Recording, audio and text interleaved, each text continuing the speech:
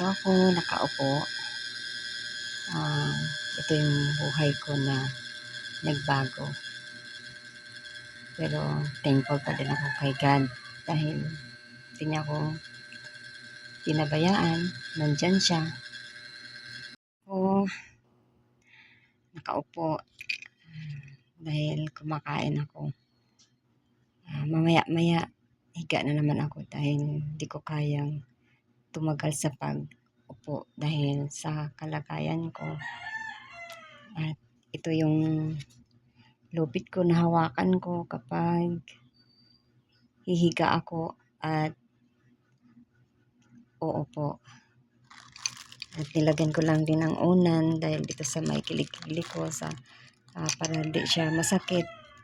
Nilagyan ko yung lubid, ang pisi ng unan na maliit. Ito yung buhay ko na nagbago. Iba na kaysa noon na may trabaho pa ako. Tanggap ko naman po at nagpapasalamat ako ni God na hanggang ngayon buhay na buhay ako. Kasama ko yung mga anak ko. Kailangan kong tanggapin ng buong puso ko.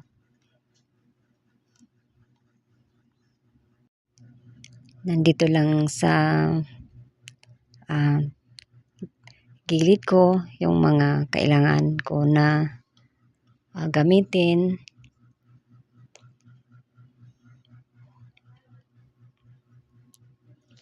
Ito, medyo kalat yung ano ko dahil maliit lang talaga ang aking espasyo sa aking lamesa. Meron akong maliit na thermos. At ito yung mga dito, mga ano ko, gamit na madali lang makuha kung bakit nandito nakabitay.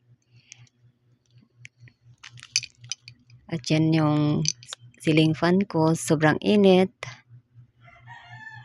At yan mga gamit ko dyan. Nasa gilid ko lang. At dyan ko din inilagay yung mga damit ko na para makuha ko lang din kapag ako lang mag-isa. Kung gusto ako magbihis. Ayan, sobrang iba na yung buhay ko. Na para akong, iwan ko kung anong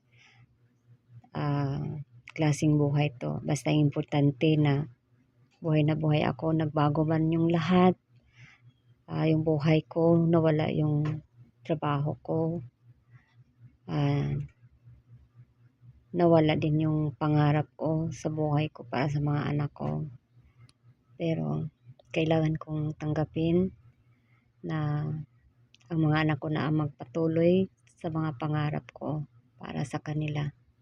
Kailangan ko lang na maging matatag kung anumang hamon pa na o pagsubok na ibigay ni God para sa akin. At dyan, may rab ako. Yung nagla-live pa ako, kumakanta. Mayroon na mga jewelry na binigay din para sa pagla-live ko. May earphone at iba pa. Dyan ko. Yung mga kailangan ko.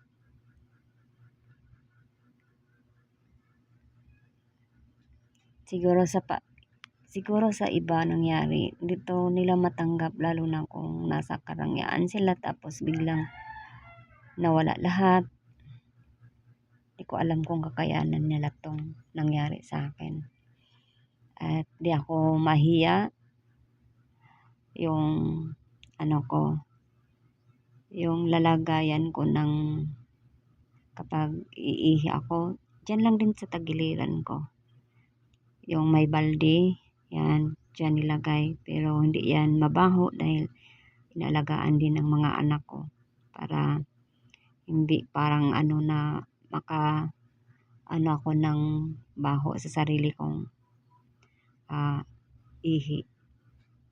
Diyan ko nilagay kapag iihi ako. At yan ang white na nasa sa balde. Yan ang ginagamit ko para doon ko itapon sa balde. Hindi ko baga na naggawa ako ng video para maawa sa akin, pero gusto ko lang na mapagkunan din ng iba na wag silang mawala ng pag-asa. Nawala man lahat sa akin, pero yung pananampalataya ko kay God, hindi nawawala yon kahit sobrang bigat sa mga pagsubok na binigay niya sa akin. At ito ang aking higaan na dati hindi ganito, pero sa ngayon ito nang higaan ko. Itong dalawang kawayan, ito yung nagsisilbing hangin para sa likod ko, para hindi dumikit yung likod ko sa cover ng higaan ko. Kapag mapawisan ako, hindi masyadong dahil kahit kunting hangin mayroong mapunta sa likod ko. At lagyan ko lang din ng newsprint.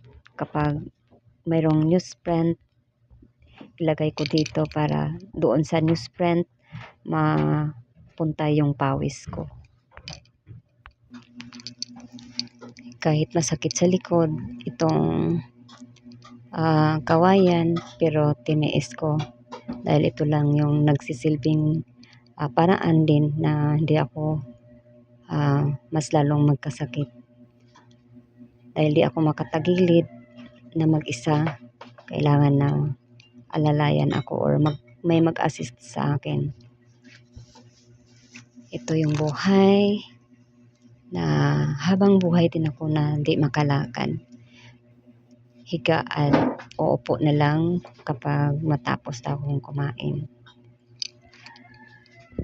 At yan yung mga gamit ko na nandyan lang din sa taas ng higaan ko, yung saksakan ng kuryente at yung mic ko nung nagla-live pa ako para kumanta, pero nag-stop na po ako dahil sa thyroid ko. Mayroon namang pagsubok si God. Nagkaroon ako ng thyroid na kailangan kong i-monitor kung lumaki ba siya o hindi. At ito yung buhay ko. Sana mapagkuran nyo ng lakas loob din, lalo na sana panghinaan ng loob, na wag panghinaan dahil love tayong lahat ni God.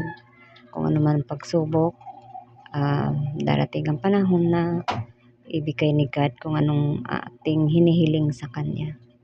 Salamat po sa pagpapanood nitong simpleng video ko.